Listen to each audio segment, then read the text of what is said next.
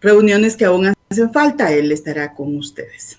Espero que todos estén muy bien, listos, dispuestos a aprender y pues con toda la energía del caso. Que estén todos muy bien de salud también. Vamos a dar un minuto más para que todos los compañeros que aún no se han agregado a esta sesión puedan hacerlo y ninguno se quede atrás. El día de hoy corresponde la clase número 15, semana número 15. Y vamos a continuar hablando acerca del proceso arbitral en el análisis de casos.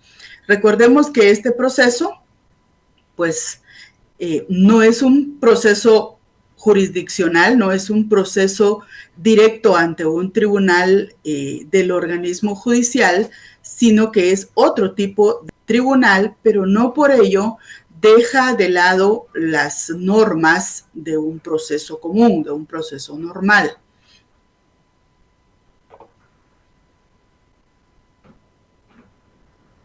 Muy bien. El objetivo de la clase es que el estudiante de la Universidad Rural conozca el proceso en materia arbitral y sus normas sustantivas y procesales. Hay aquí en esta clase algunos asuntos o temas clave que ustedes deben saber, deben conocer, deben aprender para que lo puedan aplicar en el futuro, en su ejercicio profesional, conforme ustedes vayan desarrollándose. Cuando se inicia en la carrera, en el ejercicio, uno quiere saber de todo, uno quiere aplicar todo y este es un campo muy bonito, es un campo que ustedes pueden explorar y en el cual pueden prestar sus servicios siendo miembros de un tribunal, siendo asesores, siendo representantes de las partes, como han sabido ustedes ya a través de su catedrático, en los arbitrajes de derecho hay normas que aplicarse y hay reglas legales que ustedes tienen que conocer o que los árbitros tienen que conocer para poder conformar un tribunal. Así es de que ese es un campo también muy bonito para el ejercicio profesional. Muy bien. Normas sustantivas. En los arbitrajes de derecho se aplicarán las normas sustantivas del lugar del arbitraje. Repito, en los arbitrajes de derecho, quiere decir que si estamos hablando de arbitrajes de derecho es porque hay otro tipo de arbitraje, como lo vamos a ver. Se aplicarán las normas sustantivas del lugar del arbitraje. En los arbitrajes de equidad, el tribunal arbitral fallará de acuerdo con su leal saber y entender. Y en el de derecho se apegará a las normas arbitrales. Esto lo pueden ustedes volver a ver en el artículo 23 del reglamento de arbitraje. Advertimos acá dos puntos importantes. Número uno es que hay dos tipos de arbitraje. El arbitraje de derecho y el arbitraje de equidad. Entonces, en el arbitraje de derecho se aplican las normas sustantivas del lugar del arbitraje. Y pues en el arbitraje de equidad queda a salvo el criterio, el buen juicio, el conocimiento y el entendimiento del tribunal que conforma o que está a cargo de este proceso. Normas procesales. El proceso arbitral se sustanciará de conformidad con el reglamento en referencia. Ustedes han tenido ya la oportunidad de leer varias veces y en varios apartados el reglamento de arbitraje. Entonces, las normas que se aplican para llevar a cabo este proceso son las normas que este reglamento establece. ¿Cómo son las resoluciones del tribunal arbitral? Todas las resoluciones emitidas por el tribunal arbitral conforme el reglamento serán inimpugnables, salvo la impugnación del laudo regulada conforme a la ley arbitral aplicable. Quiere decir entonces que este proceso no tiene incidencias que vayan a retardarlo en el curso del proceso, sino que es hasta el final, cuando el tribunal emite el laudo, que ya puede este laudo impugnarse. Vamos a ver al final de la clase algunos principios que rigen el proceso y que son aplicables también a este proceso arbitral. Y vamos a ver allí que uno de estos principios debe aplicarse precisamente para evitar retardo o para evitar impugnaciones que realmente no tienen ningún fundamento y que no deberían interponerse. Eso lo vemos en un momento. Juicio oral o proceso arbitral. Bueno, aquí ya estamos diciendo que la forma de sustanciar este proceso es predominantemente oral. Quiere decir que de viva voz las partes exponen sus puntos ante el tribunal arbitral. Entonces, el proceso es oral. Las audiencias y el diligenciamiento de los medios de prueba serán también orales, salvo que el tribunal arbitral decida lo contrario con autorización expresa de las partes. Una característica que tiene el arbitraje es que hay normas ya establecidas en el reglamento, sin embargo, hay puntos que la ley da la facultad a las partes de decidirlas. Y son muchos. Ustedes en el curso han podido advertir varios artículos en donde dice, salvo que las partes decidan otra cosa, salvo que el tribunal decida otra cosa, salvo que se piense o se determine que hay una forma más práctica de poder realizarlo, porque realmente esto es lo que busca el proceso arbitral, el dirimir una controversia de forma rápida, ágil, sencilla y que sea pues lo más accesible para las partes. Muy bien, entonces ya ustedes han estudiado el contenido de la demanda, cuáles son los requisitos y ante quién se presenta, cuál es la forma en que se presenta. Vamos a hacer un repaso de esto y el fundamento está en los artículos 11 del reglamento y 28 de la ley de arbitraje. Cuando me refiero al reglamento, ustedes ya saben que es el reglamento de arbitraje, el reglamento de la CRESIG, que su catedrático siempre les menciona. Entonces, la demanda se presenta por escrito ante la CRESIG. Aquí no es ante el tribunal, porque recuerdan ustedes que el tribunal se conforma posteriormente, porque precisamente ahí en la demanda, la parte que está demandando o el actor propone un árbitro. La parte demandada propone otro árbitro. Al final se decide si va a conformarse el tribunal por un solo árbitro o por 3. Entonces, esas son las variantes que tienen con el proceso común. Aquí todo se inicia ante un órgano administrativo y luego ya propicia la conformación del tribunal. ¿Cuáles son los requisitos? Los requisitos son la identificación del solicitante. ¿Quién es la parte que está pidiendo, que está solicitando que pues el tribunal acceda a lo que considera un agravio? Aceptación para su trámite, los hechos. Bueno, aquí en la aceptación para su trámite, la CRESIG revisa el contenido de ese escrito inicial y el objetivo de esta revisión es determinar si cumple con todos los requisitos legales y requisitos formales.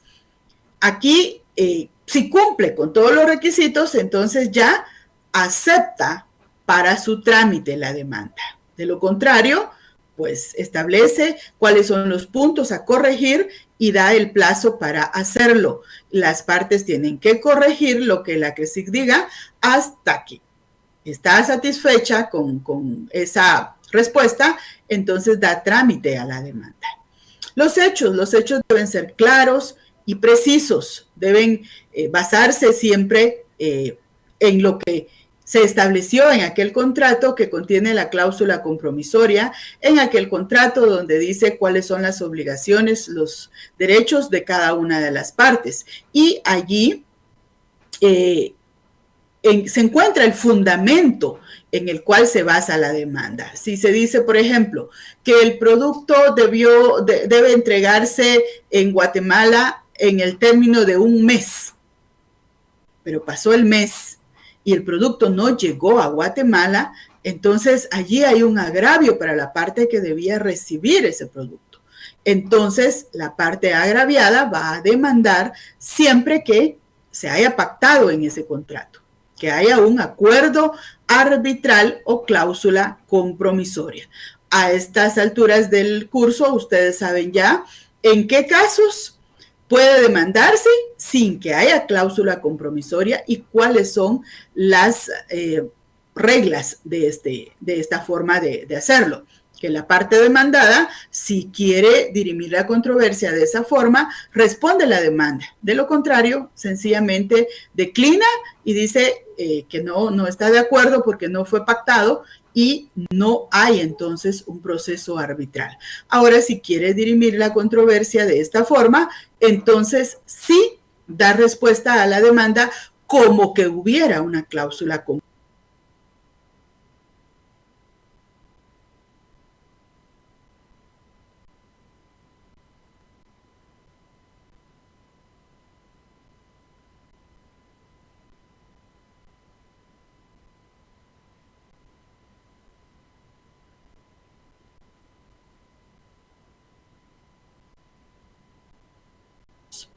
Los datos del demandado, definitivamente que hay que identificar bien al demandado. Hay que identificar también bien la dirección, el lugar donde el demandado debe ser notificado. De lo contrario, no va a prosperar la demanda porque la CRESIG no va a encontrar. Si no está correcto el nombre, no va a encontrar a la persona. Y si no está correcta la dirección, tampoco la va a localizar para poderle notificar. Entonces, nuestros puntos en la demanda deben ser tan claros que a la CRESIG no le cree ninguna duda, ningún inconveniente y pueda esa demanda seguir su curso de una forma ininterrumpida. La clave en la demanda también es establecer claramente cuáles son las pretensiones del actor. ¿Qué es lo que quiere? ¿Qué pretende? ¿Qué quiere que el tribunal arbitral decida? Entonces, siempre decimos los abogados que para tener una respuesta clara debemos hacer una petición clara, concreta, precisa. Entonces, no solo tiene que haber fundamento en el cual se base la demanda, sino también tiene que haber claridad en los hechos, qué pasó y de eso que pasó, qué considero yo que me causó agravio, qué considero yo que el demandado debe repararme o debe darme o debe cumplirme. Entonces, esas pretensiones del actor deben ser muy, muy bien analizadas, bien definidas, para que de esa misma forma el demandado pueda respondernos y el tribunal pueda fallar en nuestro favor. De último, el lugar, la fecha y la firma del solicitante. Estos son requisitos que posiblemente alguien diga, pero si eso ya se sabe. No, si no se establece bien ninguno de estos requisitos o alguno de estos requisitos, van a detener esa demanda hasta que subsanemos. Y si ya la ley nos está estableciendo cuáles son los requisitos, pues lo más fácil es cumplirlos desde el principio para que no haya ningún atraso en el curso del proceso. Recordemos que lo que pretende el arbitraje es que se solucione el asunto de una forma rápida, sencilla, que no sea tan costosa para las partes. Por eso es que no se someten los asuntos a la jurisdicción normal, o sea, a un juzgado, a un tribunal. Viene la fase de emplazamiento. La CRESIG notificará de la demanda al demandado dentro del plazo de 15 días para contestar la demanda. O sea, son 15 días en que el demandado es emplazado. Este término de emplazamiento es el término que tiene el demandado para responder, ya sea en sentido negativo o para reconvenir al actor. Porque puede ser que, aparte de decir yo no soy quien incumplió, puede decir el que incumplió fue él porque había una condición que debía cumplir y no lo hizo. Y entonces, si él no cumplía esa condición previa, yo no podía cumplir la obligación posterior. Por ejemplo, si se había pactado un anticipo y ese anticipo iba a servir para comprar parte del producto, la materia prima, según se haya establecido en el contrato, y no lo hizo, entonces eso trajo como consecuencia que el demandado no pudiera cumplir con la fase siguiente. Entonces, para eso es este proceso, para determinar los hechos, qué pasó o también qué no pasó y debía pasar. Entonces, esa reconvención es en este momento que debe plantearse. Esto es en el arbitraje nacional, son 15 días de emplazamiento, y para el arbitraje internacional son 30 días. Entonces, esos 15 o 30 días le sirven al demandado para hacer ese escrito contradiciendo todo aquello que el actor estableció en su memorial inicial. O podría ser también que el demandado diga, bueno, sí tiene razón, yo incumplí y entonces voy a allanarme a la demanda y voy a acceder a las peticiones de él. A veces es un poco difícil esto, ¿verdad? Porque si se fuera tan fácil de que yo demando y entonces ya me acceden, no habría necesidad de demandar. Con una llamada, mira qué está pasando, no me has cumplido, eran 30 días o era un mes. Con esos plazos hay que tener cuidado, porque no es lo mismo 30 días que un mes. 30 días, según la ley del logaritmo judicial, cuando los plazos se computan en días, son únicamente días hábiles. En cambio, cuando se establece un mes, los días son calendarios, o sea, son corridos. Allí van fines de semana, van asuetos, van feriados. Si ustedes hacen la cuenta entre un mes y 30 días, hay bastante diferencia. 30 días es mucho más que un mes. Por ejemplo, que sea así de sencillo, de sencilla la litis, ¿verdad? Es que yo tenía 30 días, pero el contrato dice un mes.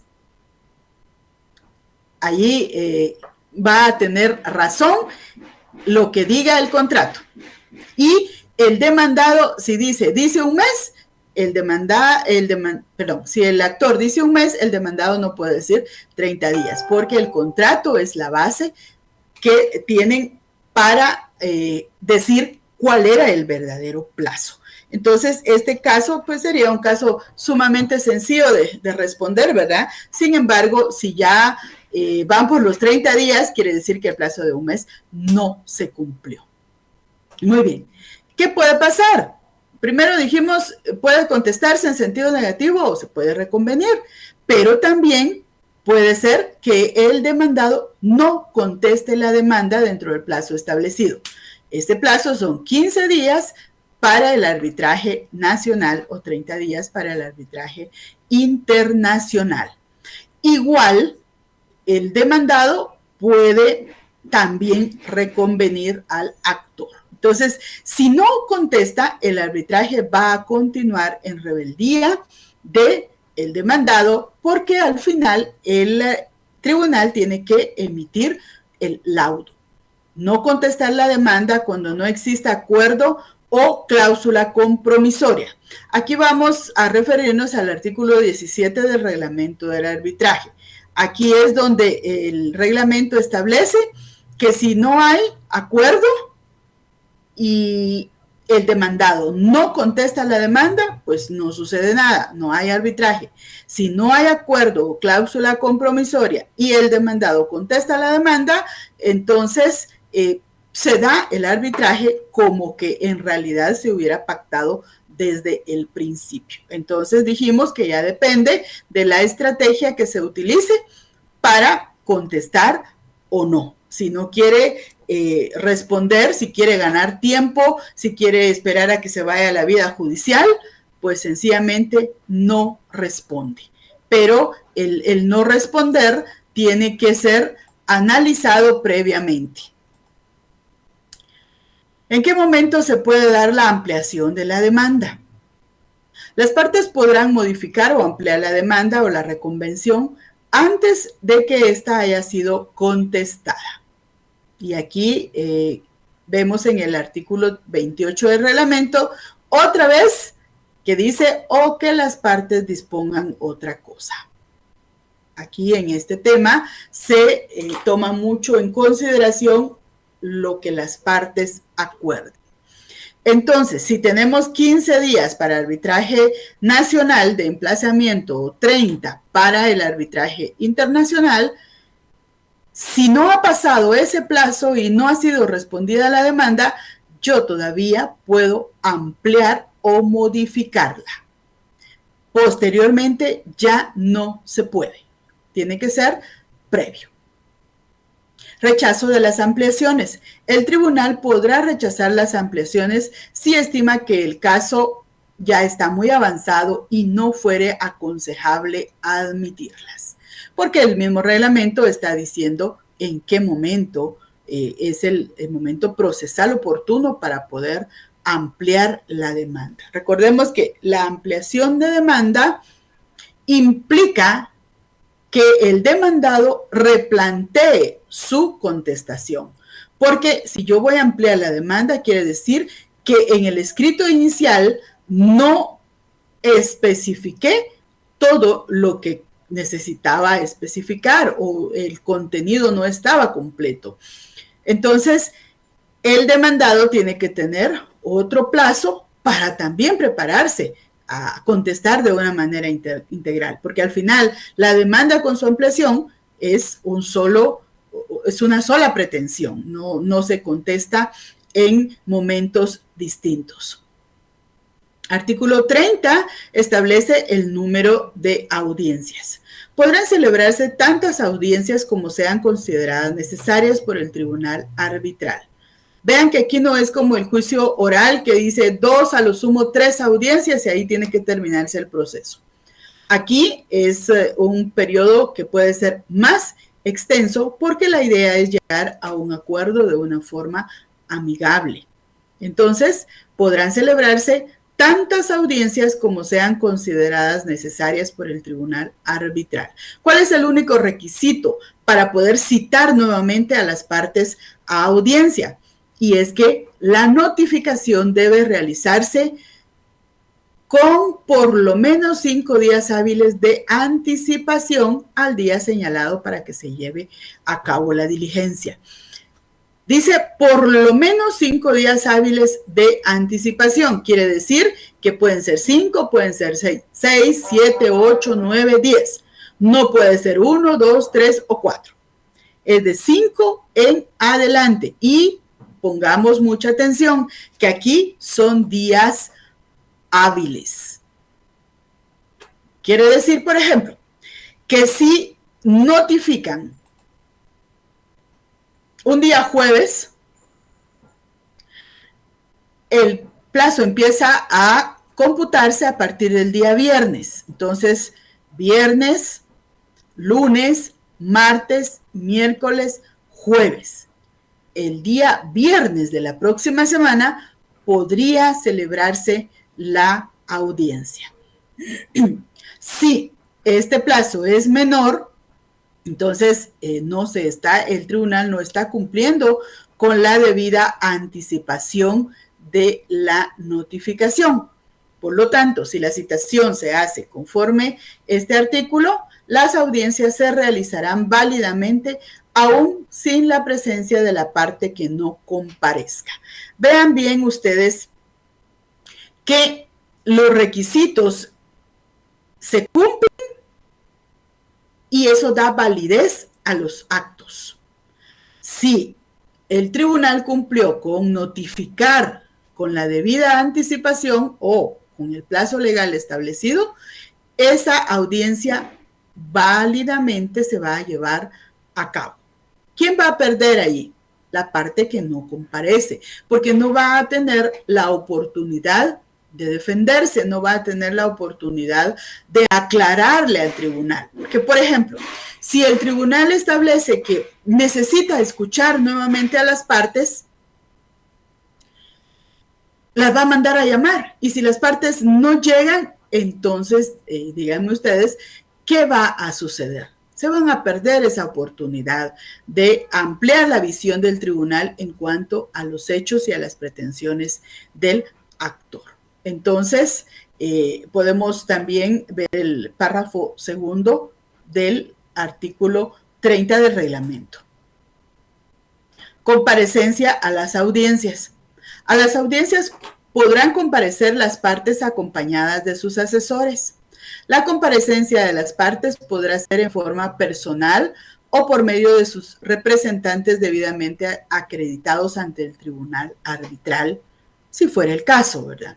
El tribunal arbitral podrá requerir la presencia de personas específicas que interesen al proceso. Recuérdense que quien esté acreditado en el proceso puede participar en él.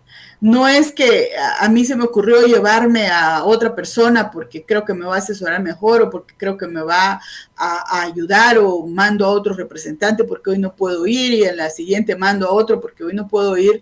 No, porque entonces se pierde la continuidad del proceso. Debe ser personas o representantes debidamente acreditados ante el tribunal. O sea, si yo voy a cambiar de representante, debo acreditarlo, debo presentarlo ante el tribunal para que él lo pueda tomar en cuenta.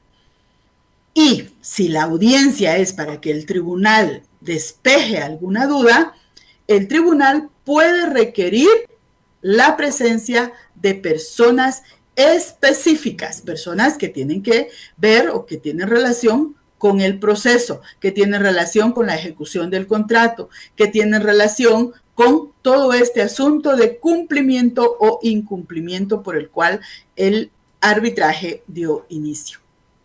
Entonces, el tribunal arbitral posee amplias facultades e impedirá desviaciones impertinentes y podrá suspender audiencias y otorgar facultades para dirigir y mantener el orden de las audiencias y diligencias dentro del proceso.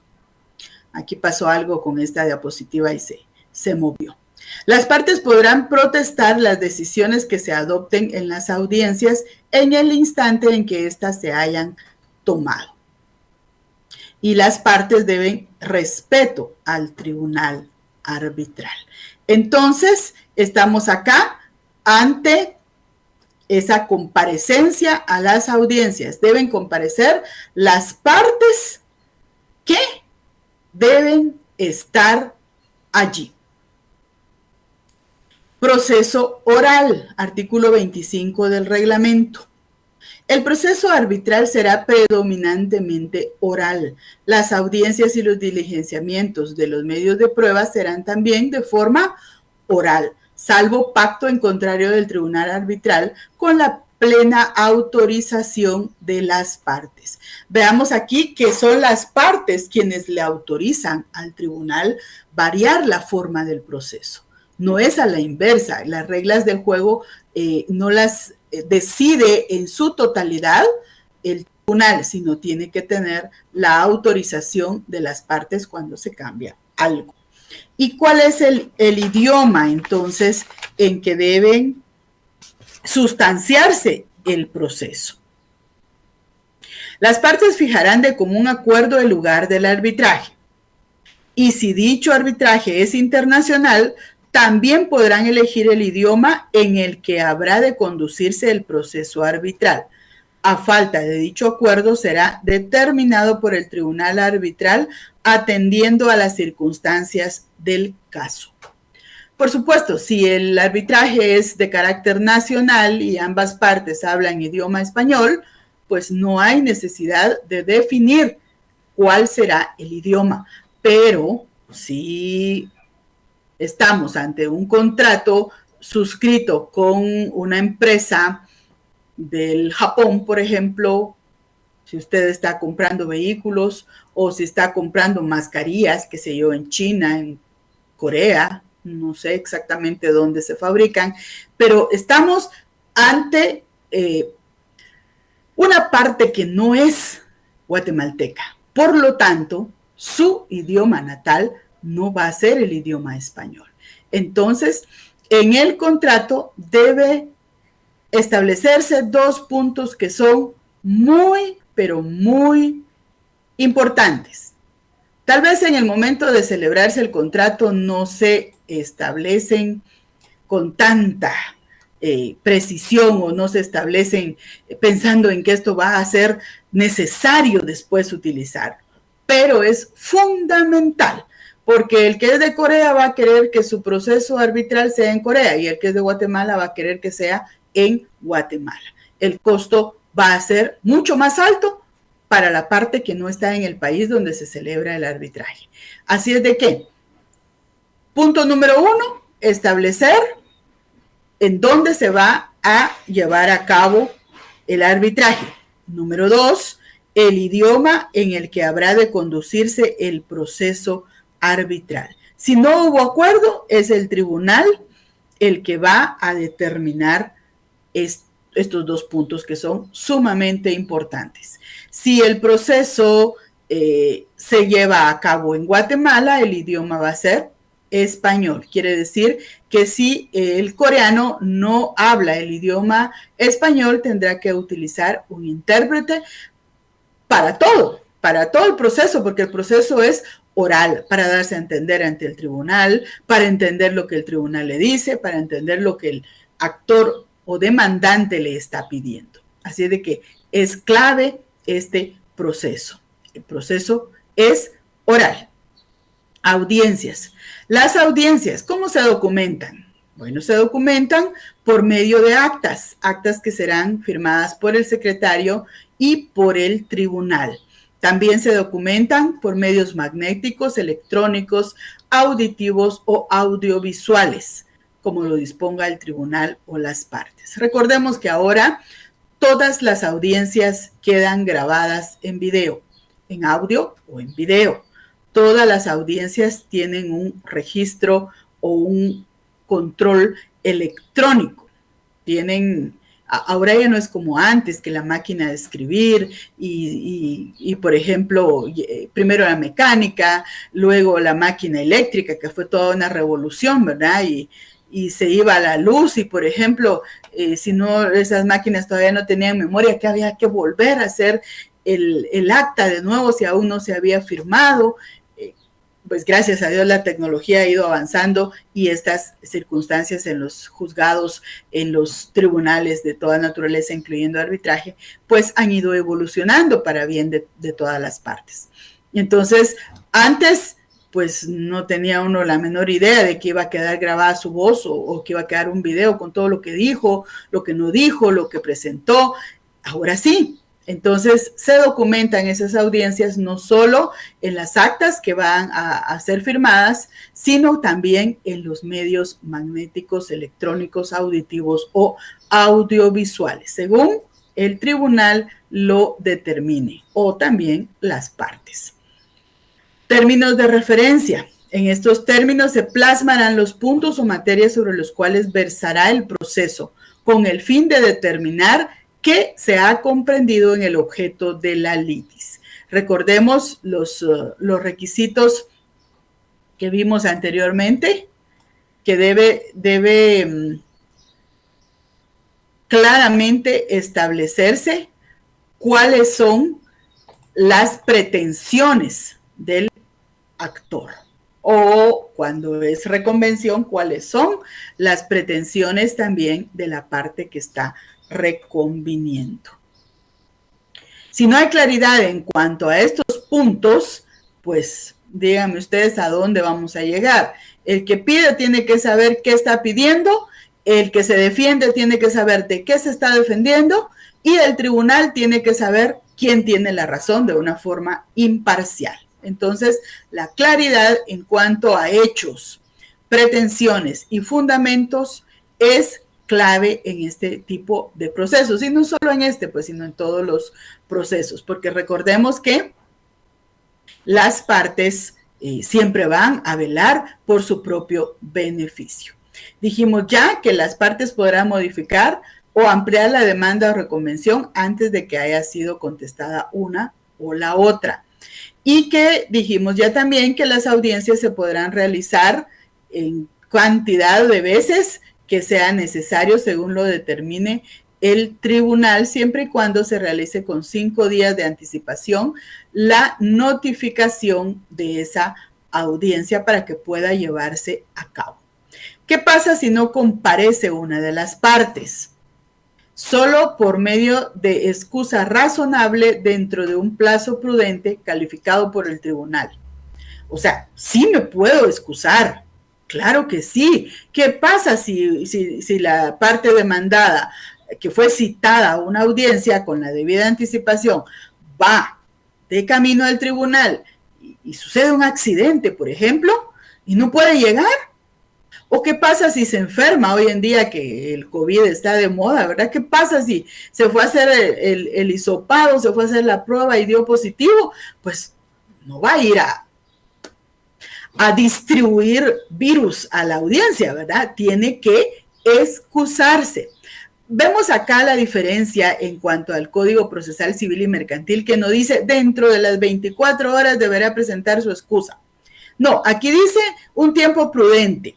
O sea, lo deja todo a juicio del tribunal. Y dice una excusa razonable. No está diciendo que es únicamente por motivos de salud. No está diciendo que sea por motivos específicos, sino que es bastante amplia la forma en la que puede excusarse, o pueden ser varias razones por las que el tribunal puede calificar y puede admitir esta excusa. Esta excusa, si es admitida, va a tener como resultado que la audiencia se va a fijar nuevamente y la parte que no compareció, pues no va a perder ningún derecho, no se va a perder nada, porque en ese caso sí la audiencia debería suspenderse.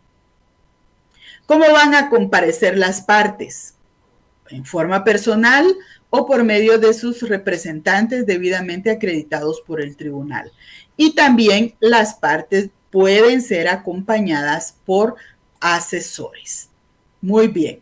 Como estamos hablando de un proceso, todo acá tiene que ver en cuanto a las formas procesales en que se está llevando a cabo este arbitraje.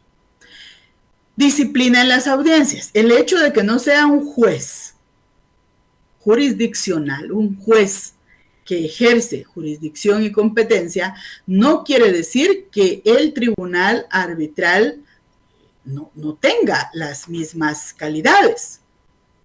El tribunal arbitral conducirá las audiencias con el decoro y la seriedad que un acto de tal naturaleza requiere, creando un ambiente agradable tanto para las partes como para los asesores, con el fin de buscar una pronta resolución de la controversia relacionada al conflicto y basada en los principios. El tribunal tiene amplias facultades para mantener y dirigir el orden en las audiencias. Recordemos que no se trata de que todos hablen al mismo tiempo. No se trata de que acudan a un tribunal a maltratarse, a elevar la voz. No se trata de que hagan del tribunal arbitral, pues, un campo de batalla. El tribunal arbitral tiene la facultad de dirigir estas audiencias con el debido respeto que el caso amerite. Están ante un tribunal, no importa que sea arbitral, es un tribunal, merece respeto y tiene autoridad. Hay varios principios del derecho procesal que pueden aplicarse al juicio arbitral. Entre ellos vamos a mencionar el principio de contradicción, el de igualdad, lealtad, inmediación y el de economía. El principio de contradicción.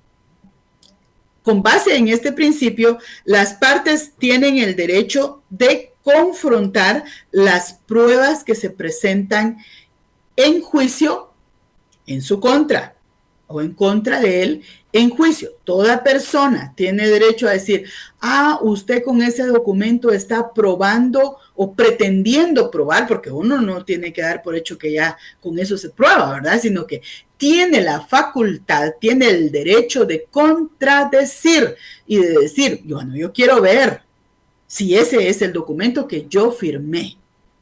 Entonces, principio de contradicción. Las partes tienen el derecho de confrontar las pruebas que se presentan en contra de él en juicio, en contra de ella, en contra de la parte, en contra de la persona.